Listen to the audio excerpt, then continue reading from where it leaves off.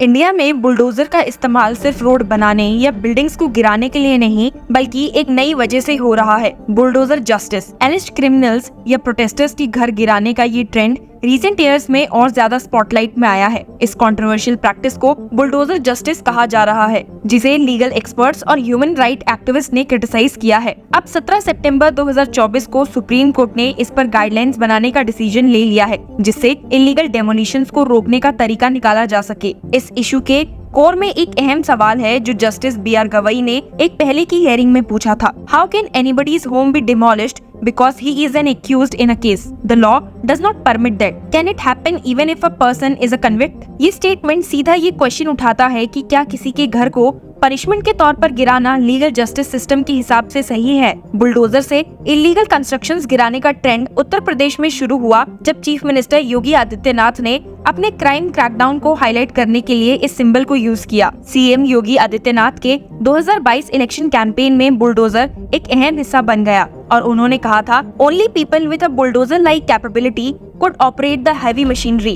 Not everyone's hand can fit. It requires both heart and mind. UP में ये practice communally sensitive areas में criminal activities के accused लोगों के घर गिराने के लिए किया गया। आज ये ट्रेंड नेशन वाइड स्प्रेड हो चुका है, लेकिन इसके साथ ही इसकी लीगैलिटी और इम्पार्शियलिटी को लेकर क्वेश्चंस उठने लगे हैं। क्रिटिक्स का कहना है कि ये ज्यादातर मार्जिनलाइज कम्युनिटीज, खासकर मुस्लिम्स को टारगेट करता है और लॉ के नाम पर पॉलिटिकल वेंडेटा का एक हिस्सा बन गया है। बुलडोजर जस्टिस कंट्रोवर्सी का टर्निंग पॉइंट तब आया जब सुप्रीम कोर्ट ने इस प्रैक्टिस पर अपने कमेंट्स दिए। 2 सितंबर 2024 को जस्टिस BR गवई और जस्टिस KV विश्वनाथन की बेंच ने इस तरीके को क्रिटिसाइज करते हुए कहा था, how can demolition be just because he is an accused और even a convict? If construction is unauthorised, fine, but there has to be some streamlining. There is a need for guidelines, it needs to be documented. Jamiat Ulema Hind, जो कि एक मुस्लिम organisation है, ने court को request किया कि ये बुलडोजर प्रैक्टिस बंद हो और एक प्रॉपर गाइडलाइन बनाई जाए। सीनियर एडवोकेट दुष्यंत दवे, जो पिटिशनर्स को रिप्रेजेंट कर रहे थे, ने कोर्ट से कहा था, bulldozer justice must stop and has no place in a society governed by the rule of law. Dave ने डिमांड किया कि डेमोलिशन से पहले एटलीस्ट 45 to 60 डेज का नोटिस दिया जाए और इलीगल डेमोलिशन पर ऑफिशियल्स को पर्सनली लायबल बनाया जाए। उनके आर्गुमेंट्स को सीनियर एडवोकेट CU सिंह ने भी सपोर्ट किया, जो कह रहे थे कि ये डेमोलिशंस बिना किसी नोटिस के हो रहे हैं और फैमिलीज को एक रात में घर से निकाल दिया जाता है बिना किसी लीगल रिकोर्स के। उन्होंने कहा था, these demolitions are nothing short of extrajudicial punishment meted out to people accused of crimes. It is collective punishment and that is illegal in any justice system. जहां पिटिशनर्स ने कोर्ट से immediate relief की demand की, वहीं उत्तर प्रदेश सरकार के solicitor general Tushar Mehta ने ये कहा कि डेमोलिशन बिल्कुल लीगल है और ये म्युनिसिपल लॉज के तहत किए गए हैं। मेहता का ये आर्गुमेंट था कि इलीगल कंस्ट्रक्शंस को डेमोलिश किया जा सकता है, चाहे प्रॉपर्टी एक्यूज की हो या नहीं। उन्होंने ये भी कहा था, the state's action are in accordance with the law and there is no element of retribution or communal bias in these डेमोलिशंस। इसके बावजूद सुप्रीम कोर्ट ने ये अप्रोच एक्सेप्टेबल नहीं माना।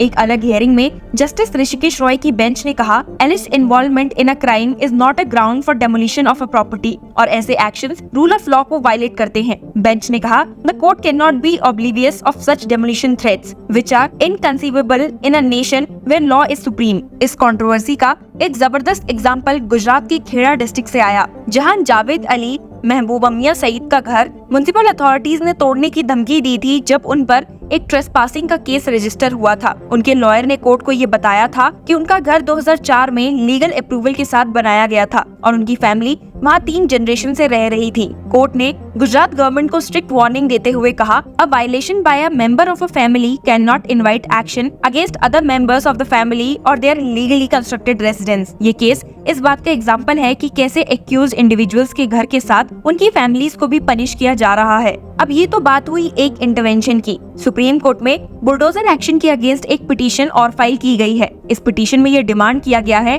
कि जहां भी बुलडोजर के गलत इस्तेमाल से नुकसान हुआ है, वहां पीड़ितों को कंपनसेशन दी जाए। साथ ही जो ऑफिसर्स बुलडोजर एक्शन में इन्वॉल्व हैं और जो लोग इससे इफेक्टेड हुए हैं, उनके नाम पब्लिक किए जाए। पिटीशन में सेंट्रल गवर्नमेंट, सभी स्टेट्स और यूनियन टेरिटरीज को पार्टी बनाया गया है। पिटीशन में ये भी कहा गया है कि सुप्रीम कोर्ट एक डायरेक्टिव इशू करे जो बुलडोजर एक्शन के लिए प्रॉपर प्रोसीजर को फॉलो करने का हुक्म दे। इसमें ये भी सजेस्ट किया गया है कि बुलडोजर एक्शन सिर्फ डिस्ट्रिक्ट जज या मजिस्ट्रेट की अप्रूवल के बाद ही लिया जा सकता है। जिस पर और क्यों बुलडोजर चलाया जा रहा है ये पब्लिक डोमेन में होना चाहिए। पिटिशनर ने सुप्रीम कोर्ट से ये भी रिक्वेस्ट की है कि बुलडोजर एक्शन एग्जीक्यूट करने वाले ऑफिसर्स के नाम और डेजिग्नेशन पब्लिक किए जाए। अगर किसी तरह से गलत एक्शन होता है तो गिल्टी ऑफिसर्स से कंपनसेशन वसूल की जाए, साथ ही उनके अगेंस्ट एप्रोप्रिएट एक्शंस भी लिए जाए। ये पिटीशन दिल्ली के आलोक शर्मा और प्रिया मिश्रा ने एडवोकेट नरेंद्र मिश्रा के जरिए फाइल की है। इसमें उन्होंने कहा है कि पीड़ितों के नुकसान का एवोल्यूशन होना चाहिए और उनको पूरा कंपनसेशन दिया जाना चाहिए। उन्होंने ये भी डिमांड किया है कि इस पिटीशन को बुलडोजर एक्शन पर ट्यूसडे को होने वाली हियरिंग के साथ सुना जाए। आपको बता दूं कि सुप्रीम कोर्ट के इस इंटरवेंशन ने पॉलिटिकल मैदान में भी एक नई डिबेट को जन्म दिया है। ऑपोजिशन लीडर्स जैसे कांग्रेस और समाजवादी पार्टी के लीडर्स ने इस प्रैक्टिस को अनकॉन्स्टिट्यूशनल और इनह्यूमन डिक्लेयर किया है। राहुल गांधी ने कहा, expect the Supreme Court to issue clear guidelines on this bulldozer justice issue. This practice must end. Samajwadi party के अखिलेश यादव ने UP chief minister Yogi Adityanath पर बारंबार निशाना साधते हुए कहा है, as soon as BJP is wiped out in Uttar Pradesh, the bulldozers will head back to Gorakhpur. वही योगी आदित्यनाथ और उनके सपोर्टर्स ने इस प्रैक्टिस को डिफेंड किया और उन्होंने कहा that the bulldozers are only used against those who violate the law. Those who fear bulldozers must have something to hide. सिर्फ वही नहीं, राजस्थान के state BJP president Madan Rathore ने भी फ्राइडे को recent under construction building in Sodala में हुए बुलडोजर एक्शन को डिफेंड करते हुए अपना वॉइस आउट किया है, clarifying that the courts have never imposed any restrictions on demolishing illegal constructions. Rathod emphasized that removing encroachments remains a key priority for the administration and such action will continue as part of efforts to maintain law and order. आपको बता दूं कि वो एक question का respond कर रहे थे जो उनसे बुलडोजिंग के बारे में पूछा गया था। At an under construction house following a dead cow was recovered in the water tank of its basement. Responding to these allegations of corruption against individuals who have joined the BJP, Rathod on a lighter note recalled the story of Valmiki, a former dacoit who became a sage after realizing the power of knowledge. ये opinion का difference सिर्फ एक political polarisation का नहीं बल्कि legal और communal aspects को भी रिफ्लेक्ट करता है। जब सुप्रीम कोर्ट 17 सितंबर को अपनी गाइडलाइंस इशू करेगी तो उम्मीद है कि ये बुलडोजर प्रैक्टिस का एक कॉन्क्रीट सॉल्यूशन निकलेगा। लीगल एक्सपर्ट और सिविल राइट्स एक्टिविस्ट ये मानते हैं कि ये गाइडलाइंस स्टेट पावर के मिसयूज को रोकेंगी और डेमोलिशंस को सिर्फ लीगल तरीके से होने देंगी। फॉर्मर अलीगढ़ मुस्लिम यूनिवर्सिटी वाइस चांसलर जमीर उद्दीन शाह ने कोर्ट में अपने स्टेटमेंट में बुलडोजर्स का इस्तेमाल कलेक्टिव पनिशमेंट के तौर पर क्रिटिसाइज किया है। उन्होंने कहा, these are not individualized act but a pattern of collective punishment adopted by the state. They are more like extrajudicial executions. Shah ने ये भी हाईलाइट किया, when houses are demolished, an entire family or community is punished. This goes against the basic legal principle that no one can be punished for an offense they have not personally committed. आपको बता दूं कि आने वाले दिनों में supreme court की guidelines एक अहम रोल प्ले करेंगी ताकि इंडिया के लॉ इन्फोर्समेंट अप्रोच में एक नया बैलेंस बन सके। ड्यू प्रोसेस पर एम्फेसिस और एक्यूज लोगों और उनकी फैमिलीज के राइट्स की रक्षा करना ये एक जबरदस्त स्टेप हो सकता है। जैसे जस्टिस गवाई ने कहा that the law does not permit retributory demolition of properties of accused awaiting trial और देयर इमीडिएट फैमिलीज। इंडिया के लीगल सिस्टम को ये इंश्योर करना होगा कि पनिशमेंट सिर्फ कोर्ट्स में हो, ना कि बुलडोजर्स के जरिए। सबकी नजरें अब सुप्रीम कोर्ट पर है जो अपने नेक्स्ट स्टेप ले रही है ताकि सिटीजन्स के राइट की हिफाजत की जा सके। तो बने रहिए इस केस की हियरिंग अपडेट्स पर